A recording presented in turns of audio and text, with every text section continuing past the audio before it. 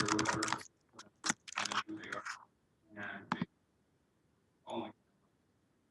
everyone, welcome back to the Vintage Super League. I'm Luis Scott Vargas here with Eric Froelich, who we just saw emerge victorious from I would say a pitched battle, but honestly, none of the games were all that close. The third game was close-ish. Yeah, It was definitely a game. The third game was a game. The first game you lost to, and we were actually, I remember talking about this particular matchup, and I told you could never win game one in a million years. Yeah. And then, well, I mean, he got to keep a 7-card, like, basically not hand game one. In game two, he kept a 0-card, do nothing hand. So, like, Yes. complete opposite ends of the spectrum. Certainly, if he starts on, like, 5 cards, doesn't have a grave troll. even then, it's a real stretch because like yeah, your goldfish is just so slow. It's not fast, but like my hand, if his hand, if he had the hand I'm describing with like, you know, a 5-card, no grave troll hand, he's going to be kind of slow. And so I can cast Pyromancer, I can kill my token, or I can kill something to get rid of the bridge, and I had Time Walk, so like I can do things. It's not stone dead, but yeah, it's a horrible game 1 matchup. You're completely right. And then you ended up going with 6 sideboard cards at least. I would be surprised if it was less than that.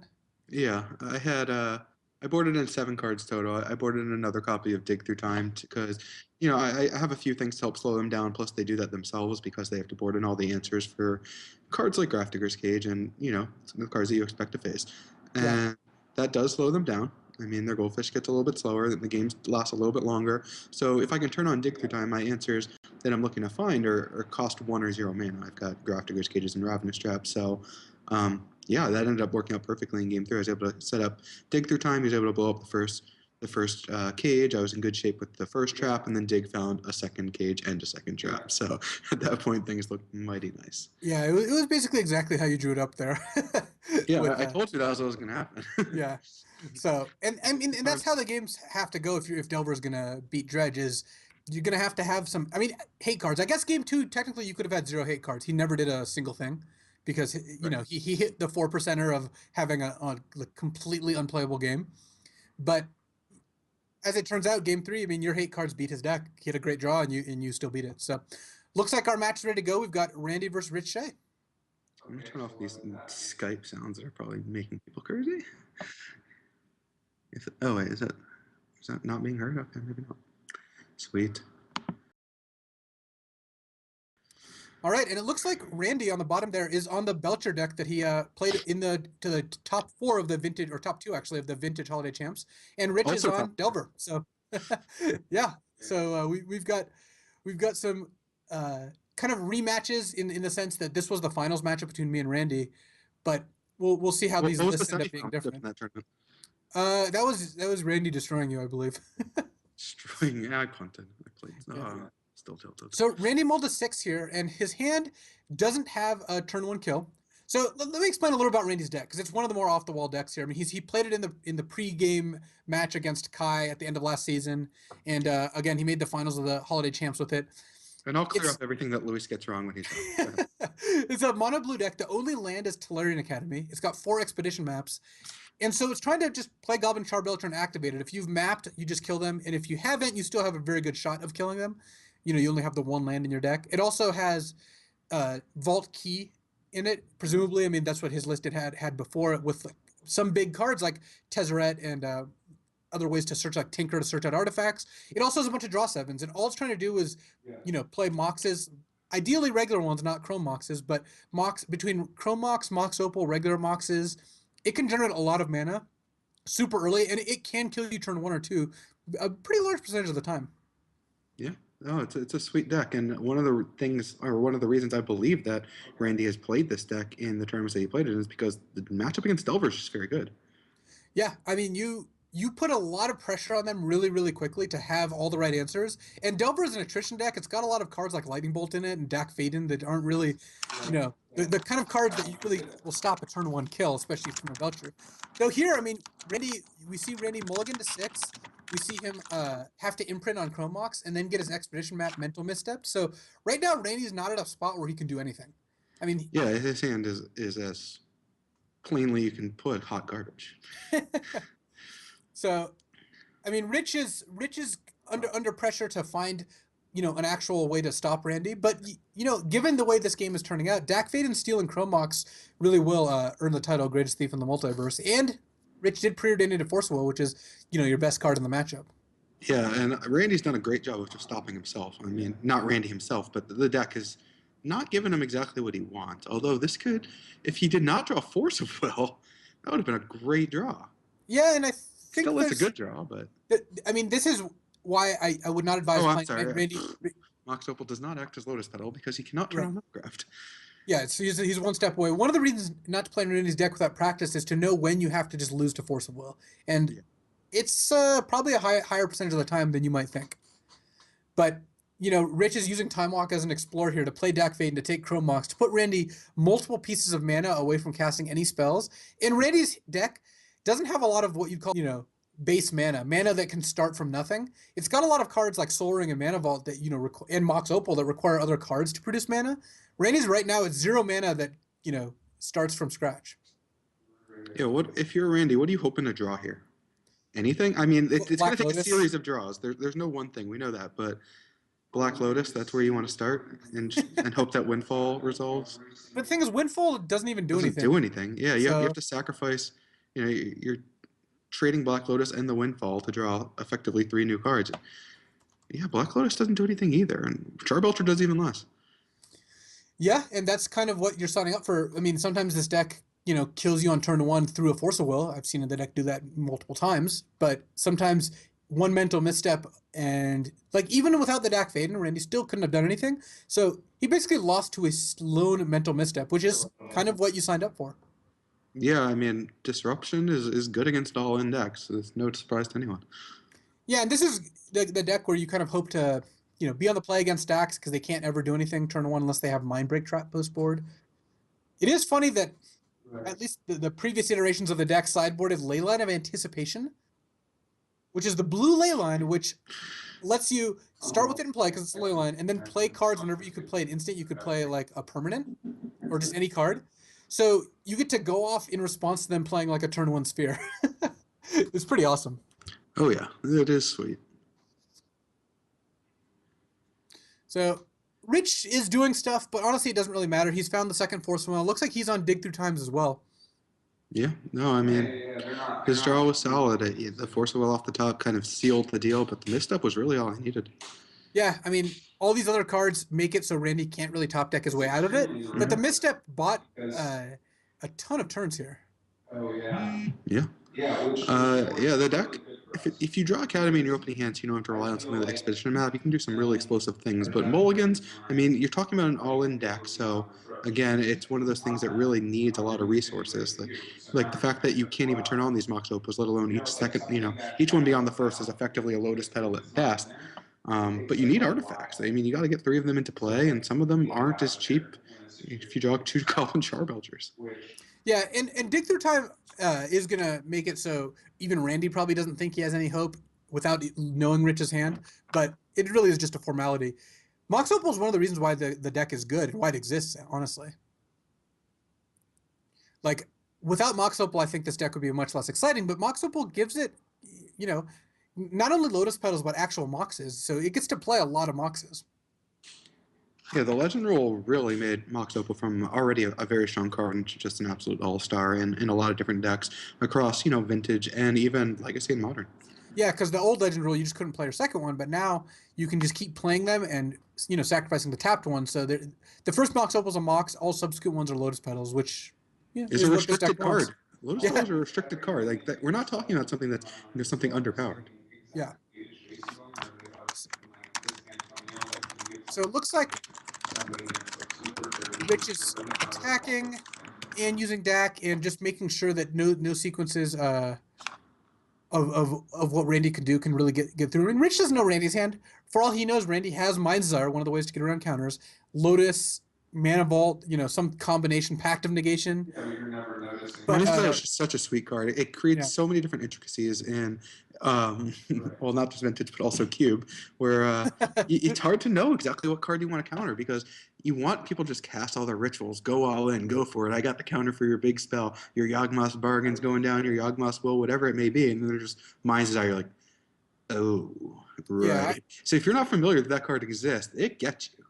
Yeah, Mind Desire is the way to get your way out of your opponent having 3 counters in their hand, but Yeah, you know, Rich is a savvy vintage player. He's probably experienced at playing against Mindczar. I would be surprised if Randy was able to steal a game with Mindczar all that easily. Sometimes you can still do it, but I bet Rich is at least aware of it. So Yeah, I mean, familiarity with the format is huge. The first time you get got by Mind's Desire, it sticks in your mind though. Yeah. You don't generally get got twice. Where you're just like, and you I'm just desire gonna to let not him get hit by it go. again. Oh God, Sorry, I don't mind if I do. Anyway, I have to deal with this in person soon. uh, Does anybody out there not have a team for San Jose? I don't think Paul does. Yeah, that's true. I'll call But it for this. once you look at sideboards, I think generally the Belcher deck gets worse post board because it doesn't get to sideboard that many relevant cards. Though, you know, it's possible that the Delver deck has very few sideboard cards. I've run Delver sideboards that have 1 to 2 sideboard cards for this matchup.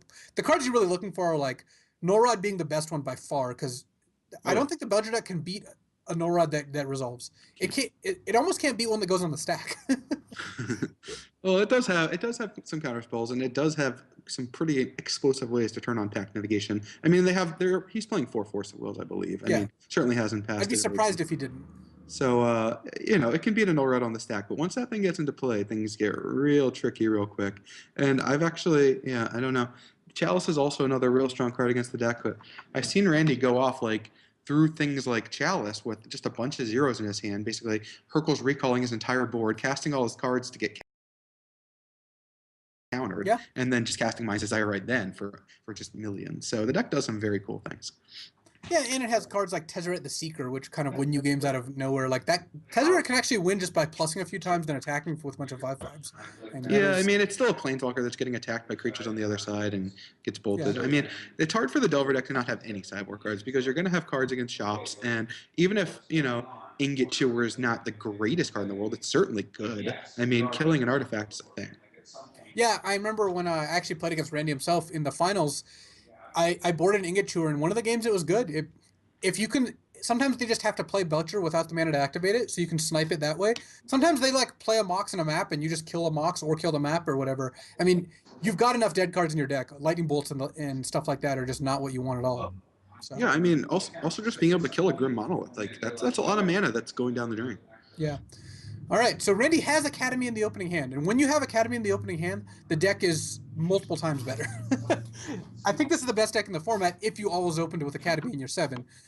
That being said, it's not like the deck's unbeatable then, but it's so much nicer when you just have this 2 to 3 mana source for free, basically. So the Rich's hand looks pretty ideal. Oh, wow, he's got Wear Tear in there too, so he might have some white mana lurking. So...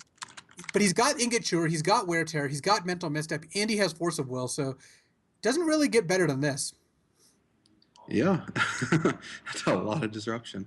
And the Treasure Cruise. And the 1 Treasure Cruise. The question for Rich is, do you let Randy see your hand? Because Mental Misstep is in general pretty good against him. Yeah. So Rich did, and Randy now sees the bad news where Randy has a good turn 2 play. He has, you know, Mox into Grim Monolith, but Rich is for sure going to Ingot Chewer the Grim Monolith if Randy just passes the turn with that in play. Yeah, I mean, this is going to be an interesting game.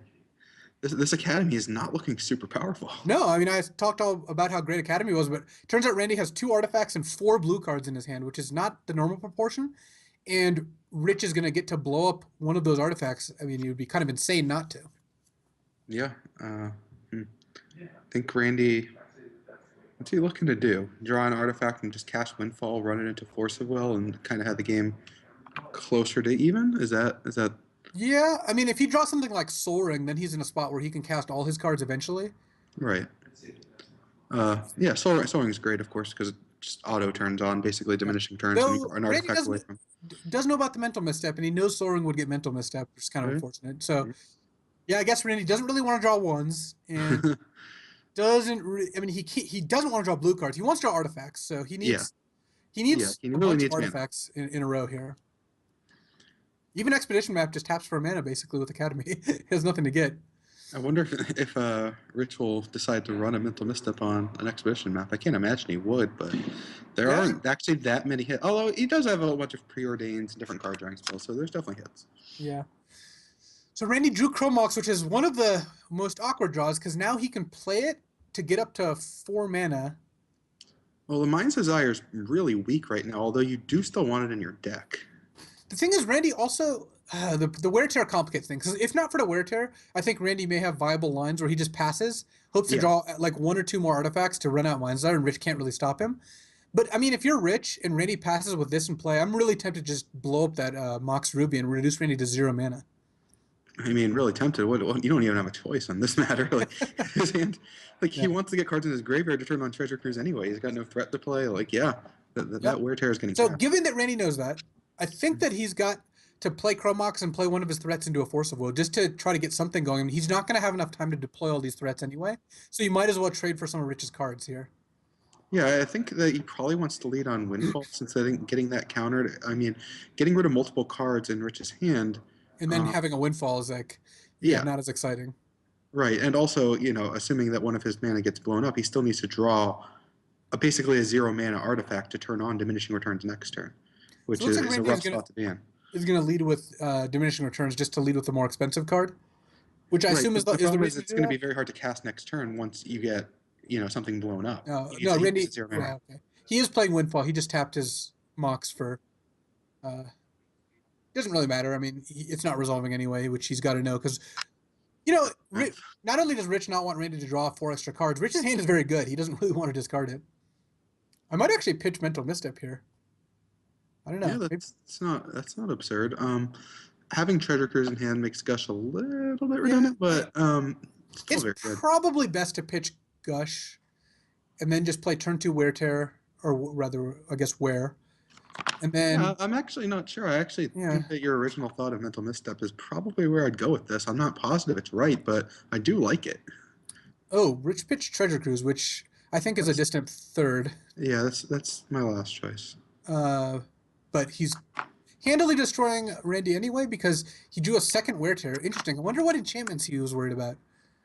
Because Wear itself is not the most efficient card. So clearly he's got white mana to play all these Wear Tears.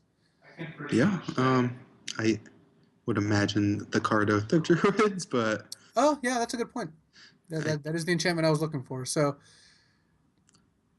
Leading with Gush here, which I like, because then you can go Preordain, then you can cast Wear on that Mox Ruby.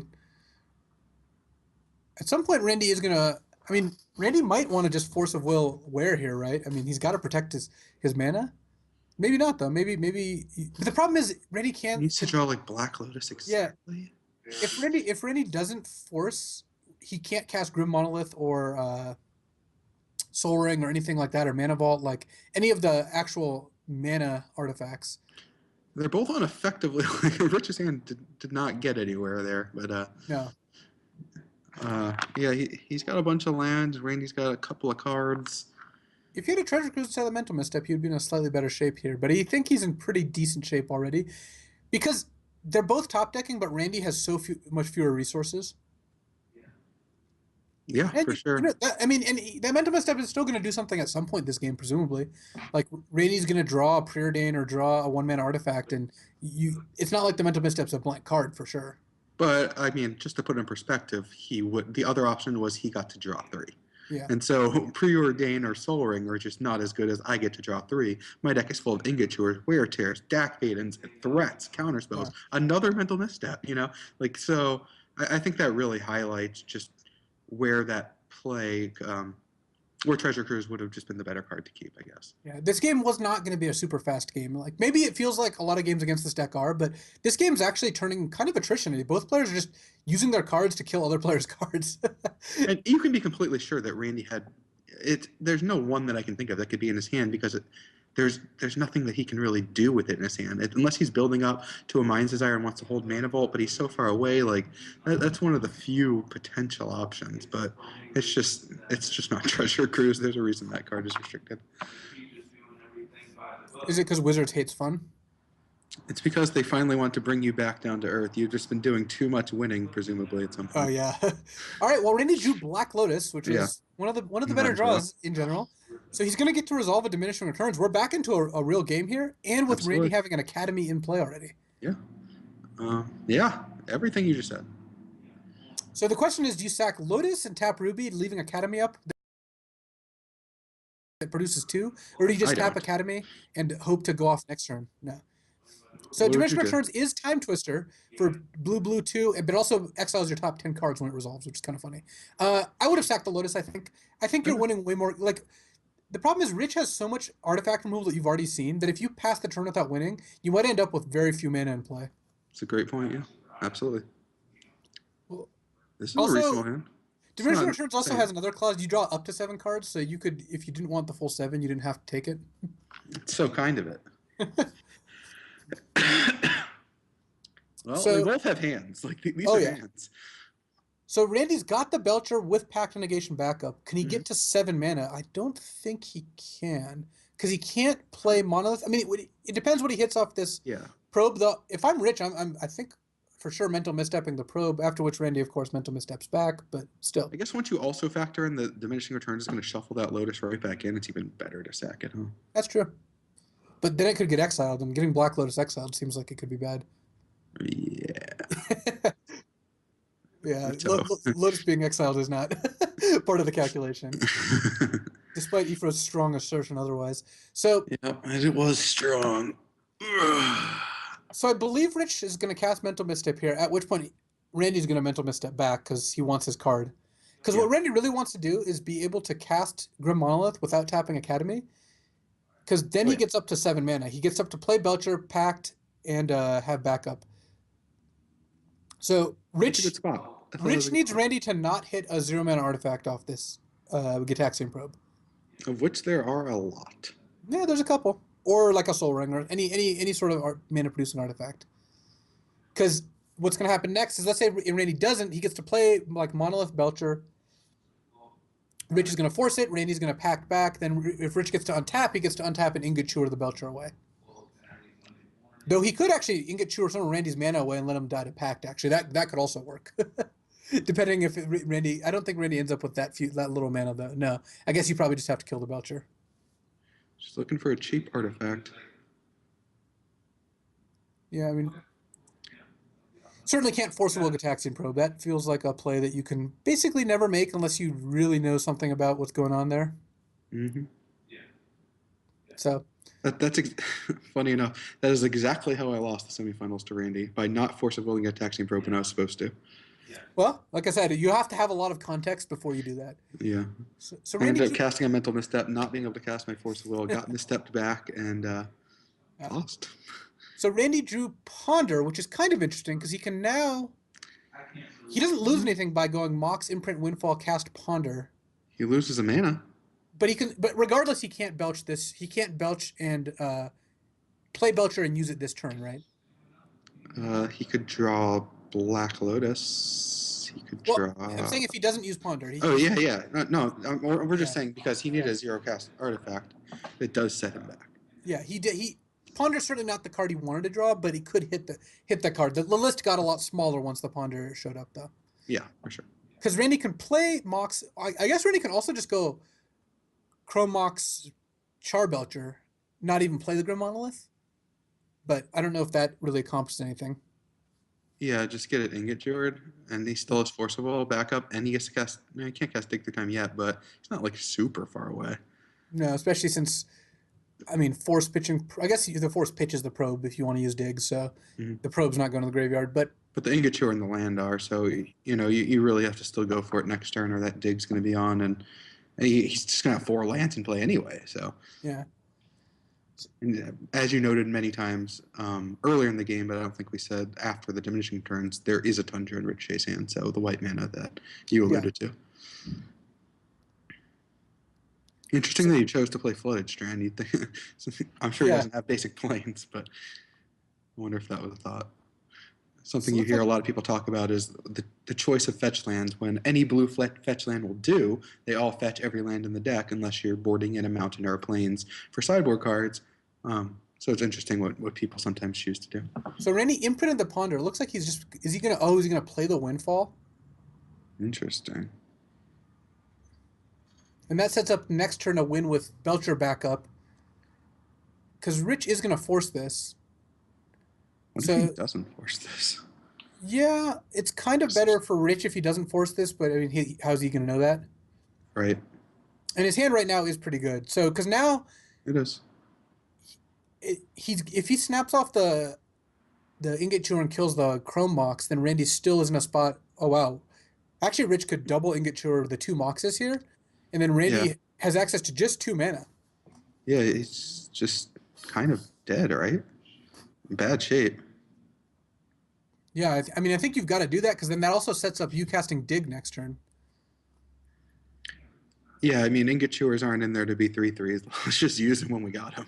Yeah, and the moxes produce 2 mana each right now. The map is just a 1 mana artifact, and same with monolith. So the moxes are by far the most appealing target. Mox Sapphire. Yeah. Well, the Mox Ruby is a Mox Ruby Sapphire. I'm off it. Interesting. Yeah, this game really got shaken up. Yeah.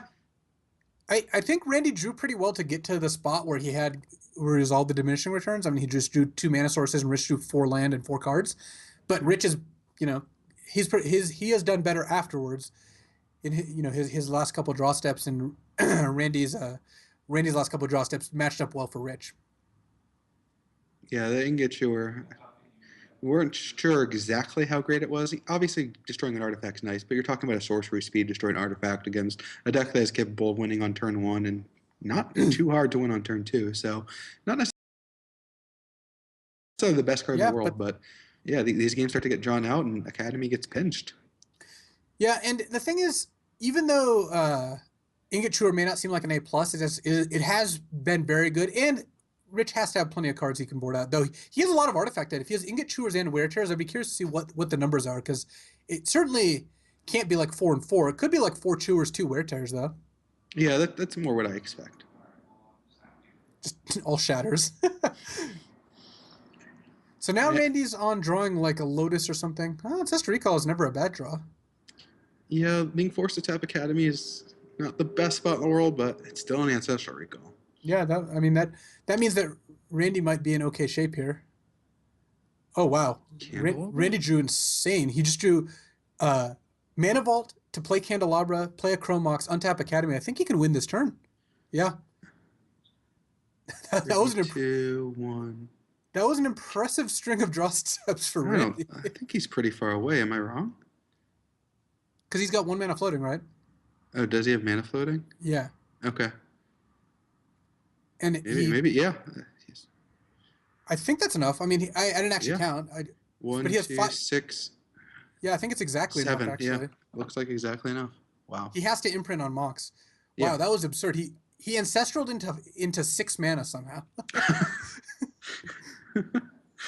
Yeah, that doesn't sound realistic. You got me there. So this is why you hold on to Mental Misstep? Wow, that's crazy. Yeah, I didn't know he had a mana floating. That's Candelabra's a pretty nice one. That's a new addition. For sure.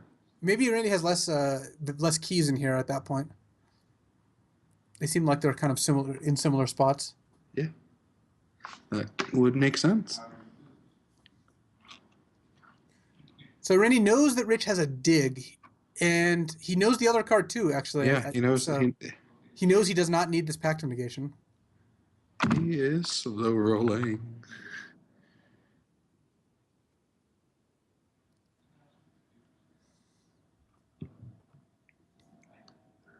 Still had all these, Rich Shay. Still had all these. And with Academy in play, of course, the Belcher will do 32 damage or something like that.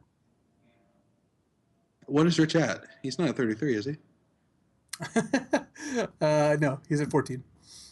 That'll do it then. Looks like it. Randy Buehler, ladies and gentlemen. That was a good ancestor. I like how he draws the ancestor. You're like, that's always good. You're like, it's not actually that good. We're looking at like, a 1 to 2 turn clock, potentially dead next turn. Dig Through Time can find like a Time Walk or even just like a Force of Will is probably going to do it, like in a lot of situations. But no, ancestral into 6 mana. Yeah, I mean that's part of the reason you play this deck is it does ridiculous things, and Randy went from having an Academy and we are right about there being 7 mana, and because this is taking a while at this point.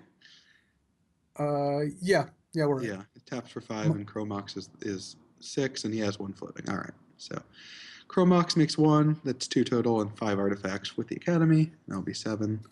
So when Randy decides to sweep the leg will be swept. Yeah, this is a kind of sick slow roll. We'll see. I mean, the thing is, Randy has to imprint a pack negation. Obviously, it's something you don't normally want to do when you're going for it. Yeah, But he I'm knows the pretty two sure cards now. he knows the dig for sure, and I'm like very sure Yeah. he saw the Tundra.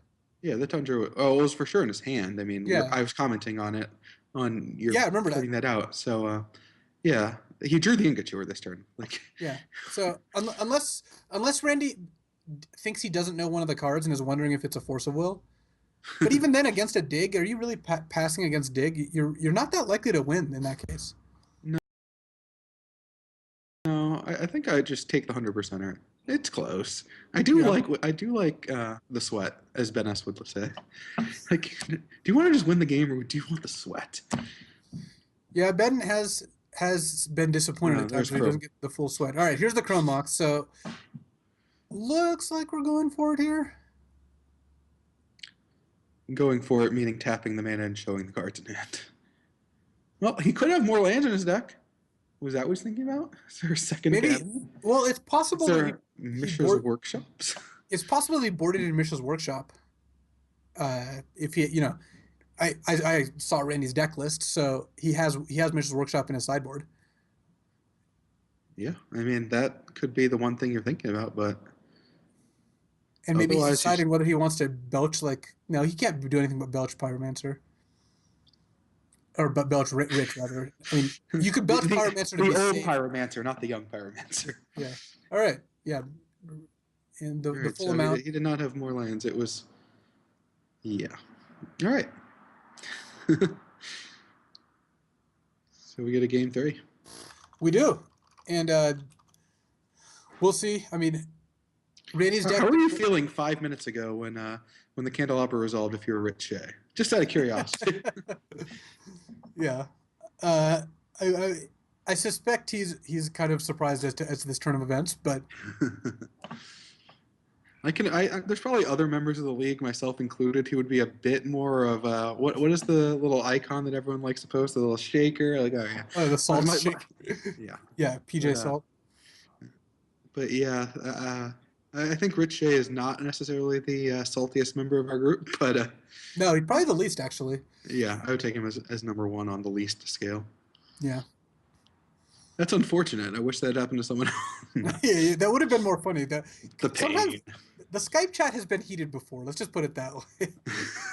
But only like once, right? Like, at no Yeah. other point has there ever been a disagreement. There's never been a rant. There's never been anyone mad about anything. No, it was just the one time. So and that was Rich Shay who started it, I believe. No, Yeah. was it not? VS it might have been someone else. VSL After Dark. But so even though Randy's deck didn't have any turn 1 kills here, that kind of shows how explosive it was. He Ancestral into 6 mana. He went in a course of like 3 turns from having no cards in hand and 1 mana to having it all. So yeah, well, facing down, kind of close to it all. I mean, yeah, Rich Shay's also was true. Forcible Mental Misstep, Gosh Treasure Cruise, like, Yeah, and Wear Tear. Like, yeah. So I think that the full nut everything. it is a pretty impressive sequence there. So you kind of see that's why Randy's playing the deck. Of course, his opening hands haven't matched up against Rich's very well, but he won a long game there. That was, a turn 5-6 game. And I think that, Rich maybe has to respect that Randy can go off out of nowhere, even with very few resources to begin with. And now for the exciting conclusion of our Rich Shay Randy Buehler feature match. Rich Shay with, again, an excellent hand. Force, Mental Misstep, Pyroblast, Ingot Chewer. And a Time Walk too, though that's less relevant. Whereas Randy has pretty good hand himself. He's got the map for Academy, but here's why it's so much worse. I mean, Rich is going to Mental Misstep the have to do that. Yeah. Rich, of course, missing a threat, so not putting any pressure on Randy, which is not really the biggest deal in the world, although we saw last game you give the deck enough time and can just do some things. So Randy's going to get to see what Rich has got going on. Gitaxian Probe is kind of nice there. But even though Randy drew the Mental Misstep, unless Randy draws another one or a Force, if he goes for map, Rich is going to Mental Misstep, Randy can Mental Misstep, Rich can Pyroblast. Rich also potentially could Ingot Chewer the map if Randy doesn't imprint Chrome Mox. All options. A kind of interesting thing that's been going on here too is these players are battling his cards back and forth, but Randy has full information on Rich's hand pretty much all the time.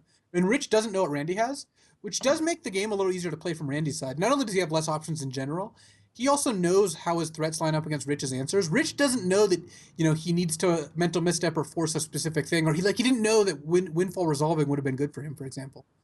I'm not entirely sure that windfall Well, resolving was good for him. Like we noted, his hand was quite good, but yeah, it would have actually worked out interestingly. Of course, they're both drawing 6 cards, so Rich can just draw 6 lands while Randy just kills him on the spot. Like that can just happen. But yeah, I mean, So as we Randy saw drew from Ancestral Ancestral off Recall, that, if Rich had bricked, that's a good card. But yeah, if that windfall had resolved, Randy's drawing, that Ancestral and the 3 cards that came with it, which was just a million mana. And if Rich didn't draw anything, that windfall probably just would have killed him anyway. Although Randy would have to draw another copy of Charbelcher or Way to Win. He could also do it with like a Tezzeret or something. Randy drew Ancestral, so now the question is, he can resolve one of Map or Ancestral. I think what he tries to do is play Map, mental misstep the mental misstep, Rich potentially Pyroblast, in which case Randy gets to resolve Ancestral. Well, he still has Force of Will. Well, he gets to bait out Force of Will. Right, yeah. Which is still that's pretty very good far Randy. away from just resolving Ancestral Recall, but it is a good thing. Rich fetching the Volcanic just because. Yeah, I mean, you know about the Pyroblast, so. Rich could actually take a gamble here if he wanted to, of letting Map resolve and trying to Ingature it once Randy, of course, missteps here, but that seems kind of ambitious. Yeah, for sure. I mean, Randy has a lot of explosive mana in his deck. It'd be interesting to know if Rich has No Rod in his deck, because there's a chance he just may have 0 No Rods. He's got a lot of other anti-artifact cards. Yeah, it seems reasonably likely that he has 0. He may have 1. I think it's unlikely that he has more than 1. Of course, if he does just have the single 1, like we saw cards like Dig Through Time really does a good job of finding things that you need, but especially with a bunch of things like Windfalls helping you out.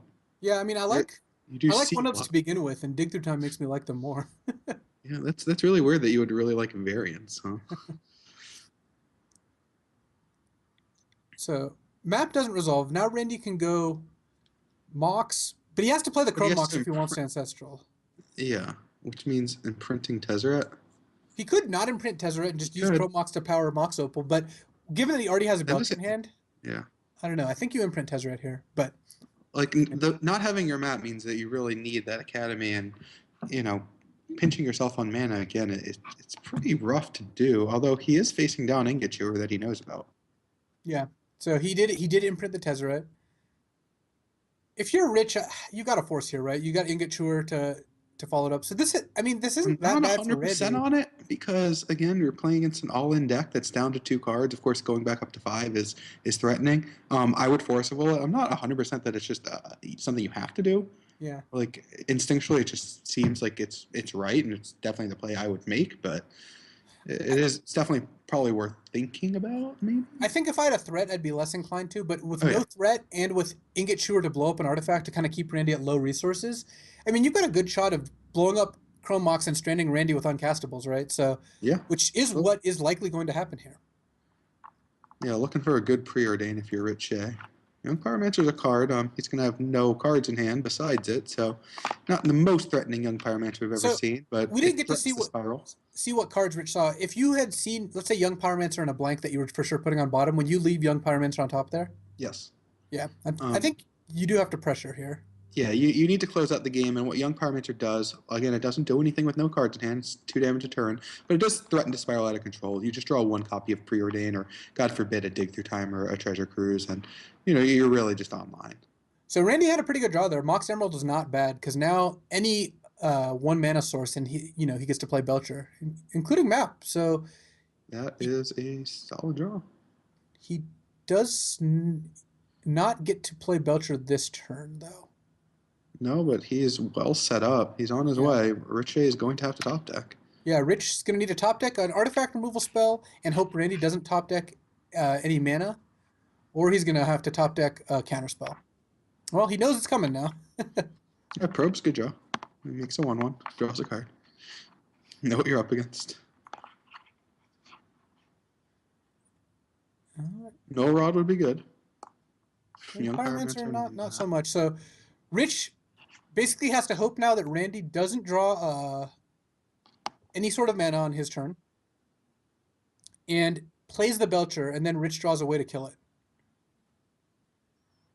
So if you're Rich Shay, do you play this Young Pyromancer, or do I was you just thinking that. Because if you don't play it, Randy may hold on the Belcher, and I think your chances of winning are higher, but I just don't think Randy holds on the Belcher is the problem. Yeah. He doesn't want Rich to get a chance to draw Force plus blue card, for example. Yeah. Or just draw Treasure Cruise. There are so many even counters in his deck that don't actually do anything.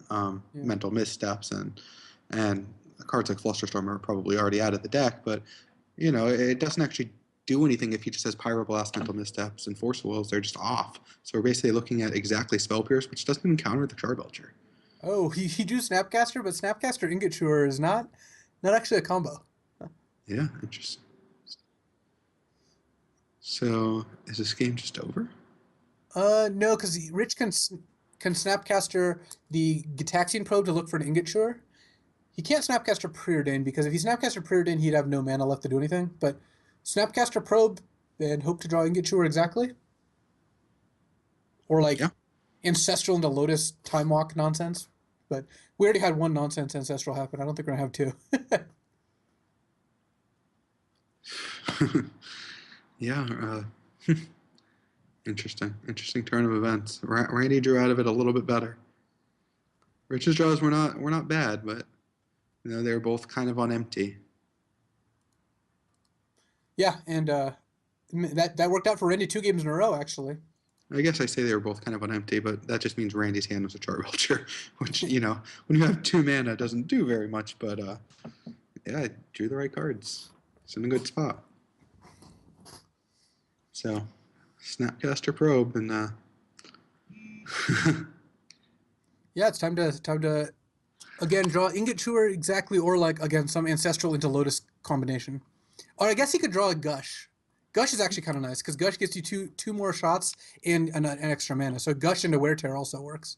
So you're saying Paul would be a big favorite here, but Rich Shay's probably a dog. Like Shahar would be a huge favorite. Paul would be a small. Well, Shahar would have already won the game, right? Yeah.